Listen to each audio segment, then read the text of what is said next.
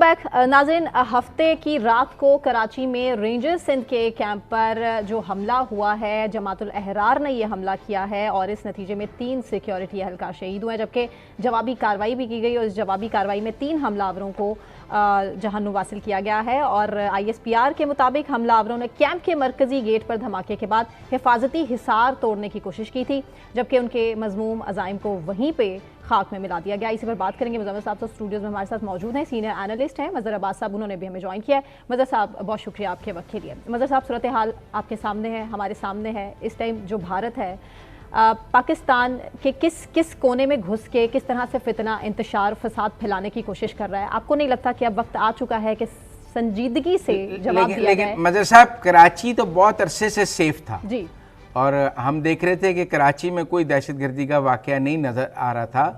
कराची को वापस हिट किया उन्होंने आके। शुक्रिया आप दोनों का। मुज़म्मिल, देखें, जब कोई इलाका, और ये हमें समझना चाहिए ओवरऑल कॉन्टेक्स्ट में, कि टेररिज्म की जो डायनामिक्स होती है ना, वो बड़ी बड़ी बहुत ही चौंका देने वाली होती हैं।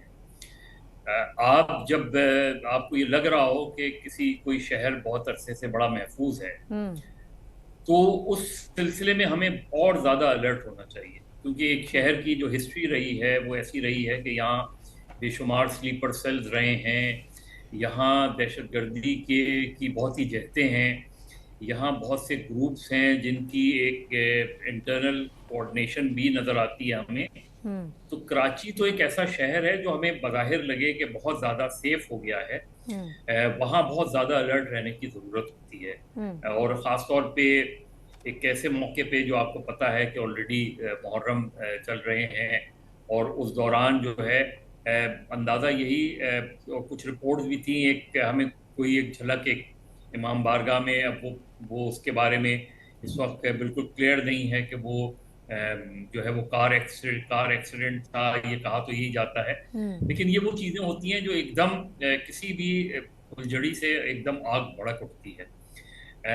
इसलिए आम तौर पे ये ख्याल होता है कि जो शहर हमें या जो भी जगह हमें ज़्यादा महफूज लग रही हो, और वहाँ आम तौर पे देखा ये जाता है कि शायद सिक्योरिटी एहलकार रिलैक्स हो गए या हम रिलैक्स हो गए हैं ओवरऑल उसमें, और वहीं वो टारगेट करते हैं।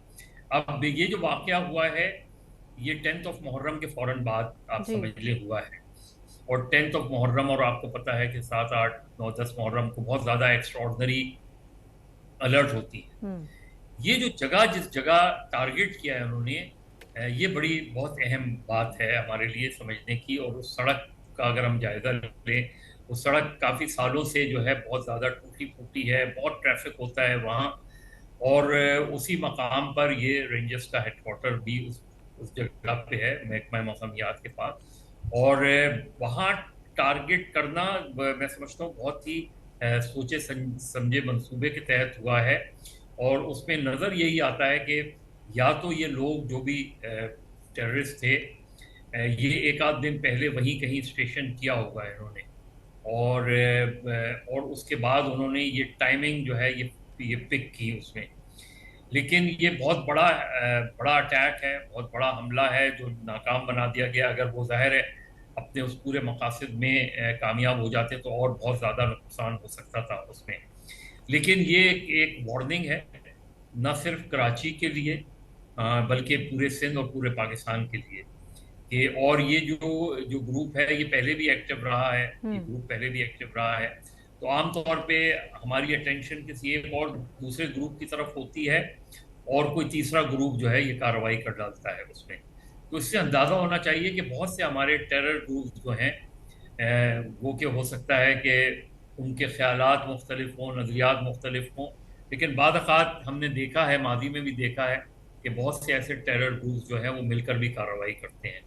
तो ये मेरा ख्याल है कि हमारे लिए बिल्कुल एक, और हमारी सिक्योरिटी फोर्सेस के लिए ज़ाहिर है जवान शहीद हुए हैं, और ये बहुत मेरा ख्याल है एक तरह की वार्निंग है हमें। और इससे पहले भी हमने देखा कि खैबर पख्तूनख्वा, बलूचिस्तान, इन जगहों पे ये इस तरह के वाक़यात होते रहे हैं।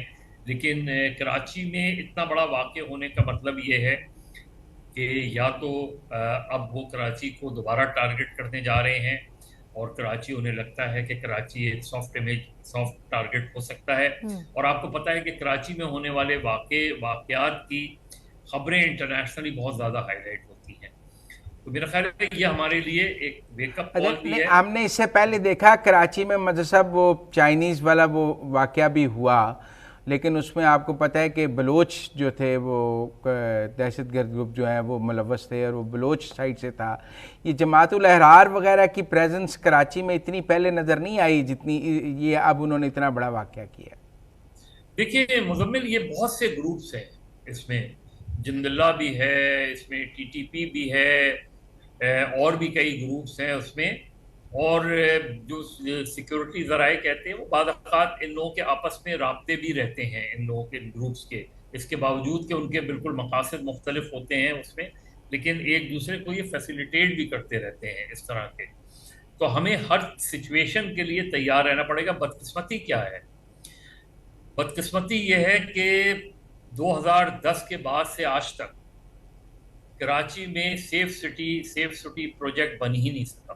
اب انہوں نے کچھ 1 سال پہلے یہ سلسلہ شروع کیا. 2010 آپ سوچیں جب لاہور اور اسلام آباد میں سیف سٹی پروجیکٹس لگ چکے تھے، اسی کے ساتھ کراچی میں بھی کام شروع ہوا تھا.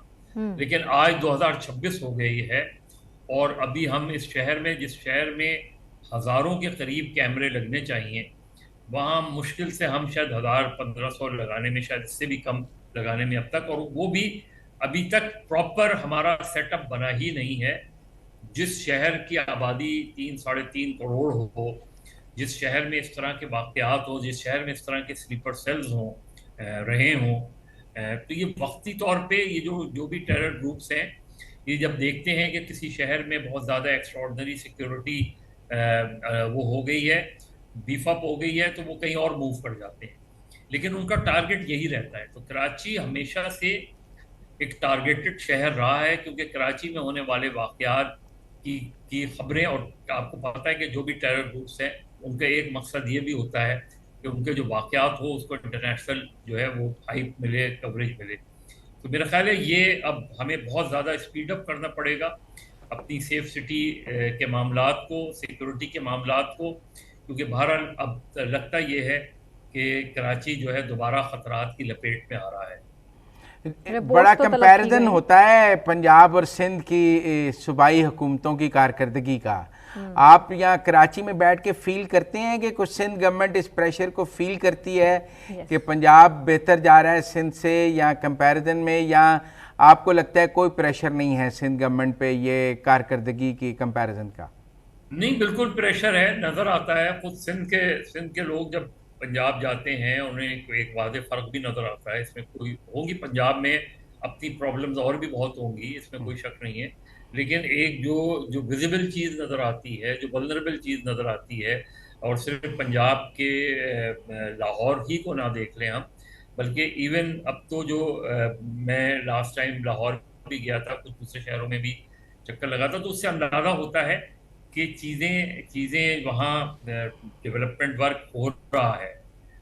کرپشن کمیشن یہ ہر جگہ چلتا ہے، یہاں بھی چلتا ہوگا، لیکن یہاں جو صورتحال ہے اس میں، اور ہمارے یہاں کے دوست ناراض ہو جاتے ہیں یہ بات جب میں کہتا ہوں کہ ایک پروجیکٹ جس کو ہم بہت اچھا پروجیکٹ اگر آپ دیکھیں، اچھی سڑک نکلی ہے شارع بھٹو، لیکن جب میں یہ دیکھتا ہوں کہ شارع بھٹو جب شروع ہوئی تھی اس وقت اس کی کاسٹ 28 ارب تھی، اور اب جب یہ پروجیکٹ ابھی بھی 100% کمپلیٹ نہیں ہے تو اس کی کاسٹ 64 ارب روپے ہو گئی ہے.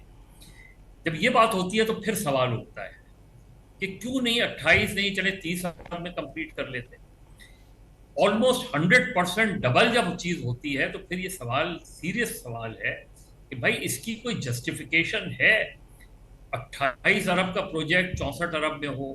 اسی طرح K4 لے لیں، اس کی انیشل کاسٹ کیا تھی اور اب کاسٹ کیا ہے. آپ BRT لے لیں، یونیورسٹی روڈ لے لیں، انیشل کاسٹ کیا تھی اور اب کاسٹ کیا ہے. اس سے پھر کرپشن اور کمیشن بھی پر سوال اٹھتے ہیں. اور ابھی آپ نے دیکھا کہ ریسنٹلی ایک پروجیکٹ ڈائریکٹر کو جب گرفتار کیا گیا تھا، اس پہ کتنے سنجیدہ سوالات ہوئے تھے. حالانکہ میرے لحاظ سے اس کا ہونا کچھ بھی نہیں ہے، الٹیمیٹلی ایک وائٹ واش ہی ہوگا. لیکن یہ جب چیزیں ہوتی ہیں تو پھر لوگوں کی چیخیں نکلتی کوئی ہیں. اس شہر میں نہ پینے کا صاف پانی ہے، پانی آپ کو ٹینکر سے لینا پڑتا ہے، بجلی آپ کو محنت سماجت کر کے لینی پڑتی ہے، بالکل. سڑکیں ٹوٹی رہتی ہیں. یہ صرف بڑی سڑکوں پہ توجہ دیتے ہیں، گلی کوچوں میں چلے جائیں تو آپ کو ایک جہنم نظر آتا ہے اس میں. ڈکیتی کی وارداتیں جس عروج پر ہیں. جی کیا کہہ رہی؟ ڈکیتی کی وارداتیں، اسٹریٹ کرائم بھی بہت اسٹریٹ زیادہ. کرائم. دیکھیں مزمل، ایک 3-3.5 کروڑ کے شہر میں میں یہ ایکسپیکٹ کرتا ہوں کہ اس طرح کے کرائمز کو روکنا بہت بہت ہی مشکل ہوتا ہے. پرابلم کہاں ہے ہماری؟ اب آپ سوچیں، میں پچھلے ہفتے ویسے ہی کسی کام سے کراچی سینٹرل جیل گیا اور وہاں کا میں نے کچھ ڈیٹا کلیکٹ کیا.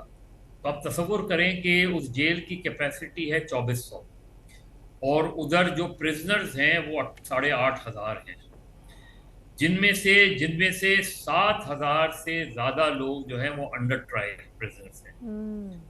اب انڈر ٹرائل پرزنر نے بہت سے مائنر کیسز کے ہوتے ہیں جن کو فوری طور پہ آپ جو ہے، اب یہ عدالتوں کا کام بھی ہے کہ بھائی آپ یہ تو دیکھیں کہ ایک جیل کی کیپیسٹی کتنی ہے. روزانہ کی بنیاد پہ اگر وہاں 300-400 قیدی آ رہے ہیں تو آپ تصور کریں کہ ایک بیرک میں 300 قیدی سو رہے ہوتے ہیں. ٹھیک ہے. ہاں، اگر ان میں سے کوئی قیدی جو ہے وہ کوئی ایکسٹرا پیسے دے دے تو اس کو شاید کوئی اچھی بہتر جگہ مل سکتی. مدر عباد صاحب، آج کل حکومت کے جانے کی، کوئی تبدیلی کی، کوئی قومی حکومت کی، کوئی کہتے ہیں کہ اب بس جانے کا وقت ہوا چاہتا ہے کہ باتیں ہو رہی ہیں. آپ کو کچھ ایسا نظر آ رہا ہے؟ افواہیں گرم. دیکھیں مجھے یہ تو نظر نہیں آ رہا، البتہ مجھے یہ نظر آ رہا ہے کہ ایک دباؤ ہے. اور دباؤ کس چیز کا مجھے نظر آتا ہے؟ دباؤ یہ ہے، اور میں نے خود مسلم لیگ کے لوگوں سے بھی بات کی. اگر آپ دیکھیں کہ پنجاب حکومت تو ایکٹیو نظر آتی ہے، مجھے مسلم لیگ ایکٹیو نظر نہیں آتی. اگر آپ دیکھیں، اور میں نے یہ معلوم کیا تو انہوں نے کہا کہ یہ اب وہ صحیح کہہ رہے ہیں غلط کہہ رہے ہیں میں نے، لیکن یہ پنجاب کے بہت ہی مسلم لیگ کے بہت ہی معتبر لیڈر کی میں بات کر رہا ہوں. ان کا پرسیپشن یہ ہے کہ، اور بقول ان کے، کہ مریم نواز صاحبہ کا پرسیپشن یہ ہے کہ ہم پہلے ڈیولپمنٹ ورک کر لیں، اس کے بعد جا کے ہم لوگوں میں پارٹی کے طور پہ لا کے لوگوں کو کچھ دیں تو تاکہ لوگ ہمیں، پھر ان کے بقول لوگ ہمیں ووٹ دیں. لیکن میں کہہ رہا ہوں میں سمجھتا ہوں کہ یہ پرسیپشن غلط ہے. مسلم لیگ کو آپ کوئی پارٹی جو ہے، اگر پارٹی ایکٹیو نہیں ہے اور at the end of the day جا کے پارٹی ایکٹیو ہوتی ہے تو شاید آپ پیچھے رہ جائیں گے. جو مجھے دباؤ فیل کر رہے ہیں، مجھے لگتا یہ ہے کہ ویسے تو ایک آئیڈیل سچویشن ہمیں نظر آتی ہے مقتدرہ اور حکومت کے درمیان، وزیر اعظم اور اسٹیبلشمنٹ کے درمیان، لیکن کہیں نہ کہیں یہ سوال ضرور ہے کہ اس تمام اقدامات کے باوجود ابھی بھی بہت سے لوگ یہ کنونس نہیں ہیں کہ اگر ہم بلدیاتی الیکشن میں جائیں گے اور بالکل فری اینڈ فیئر الیکشن ہوں گے تو اس کے نتائج جو ہے وہ حکمراں جماعت کے حق میں آ سکتے ہیں. یہ مجھے لگتا ہے کہ یہ دباؤ بڑھ رہا ہے کہ بھائی اس سارے اقدام کے باوجود اگر آپ کا ووٹ بینک واپس نہیں آ رہا تو اس کی وجوہات آپ نے تلاش کرنی ہے، ہم نے نہیں تلاش کرنی اس میں. تو بظاہر تو مجھے نہیں لگتا کہ گورنمنٹ کے جانے وانے کی کوئی ہے، لیکن ایک پریشر ضرور مجھے لگ رہا ہے. اور اگر آپ پرائم منسٹر کی اسپیچ دیکھیں اور اس میں یہ بات دیکھیں کہ اگر 2018 کا الیکشن درست تھا تو 2024 کا الیکشن بھی درست ہے، یہ مجھے وہ سائن آف نروسنس نظر آتی ہے کہ جہاں کہیں نہ کہیں یہ پریشر ہے کہ بھائی کیوں آپ کو وہ ڈیزائر رزلٹ نہیں مل رہے، جس کی وجہ سے آپ کی حکومت اتنے عرصے سے چل رہی ہے. کوئی اپوزیشن کا پریشر بھی نہیں ہے، کوئی سڑکوں پہ دھرنے اور تحریکیں بھی نہیں ہیں، تو اس کے باوجود بھی لوگ آپ کی جانب راغب نہیں ہو رہے. اب اس کا تو ایک جو کرائیٹیرین ہے وہ الیکشن ہی ہوتا ہے، بلدیاتی الیکشن ہو اس میں. دوسرا ہوتا ہے آپ جلسے جلوس کریں تو آپ کو کتنی تعداد میں لوگ سننے آئیں. یہی سارے چیزیں بیرومیٹرز ہوتے ہیں. تو وہ چیلنج جو ہے وہ میرا خیال ہے مسلم لیگ پر اب تھوڑا سا بڑھ رہا ہے. نہیں، میرے خیال میں کچھ بلاول کی تقاریر بھی تو ماحول کو گرم کرتی ہیں نا.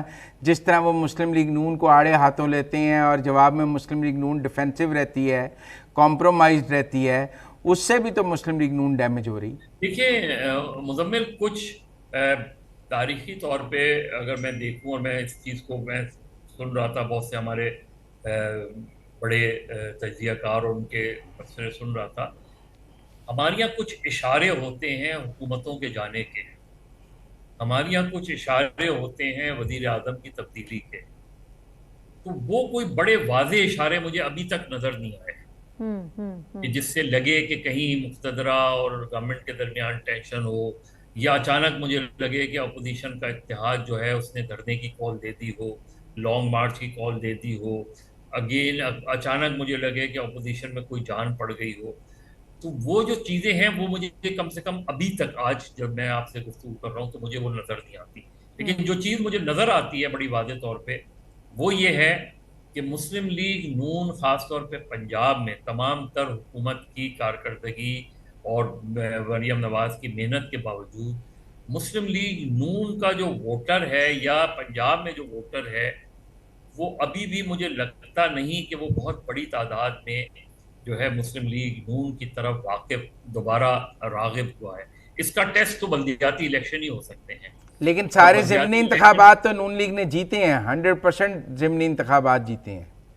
میں آپ کو پھر بات کروں، دیکھیے ضمنی الیکشن نارملی، حالانکہ 2021 میں بالکل اس سے الٹ ہوا تھا، اسی وجہ سے مجھے ہمیشہ 2022 کی ووٹ آف نو کانفیڈنس کی سمجھ نہیں آتی، کیونکہ 2021 میں عمران خان کی حکومت ہر دوسرا ضمنی الیکشن ہار رہی تھی.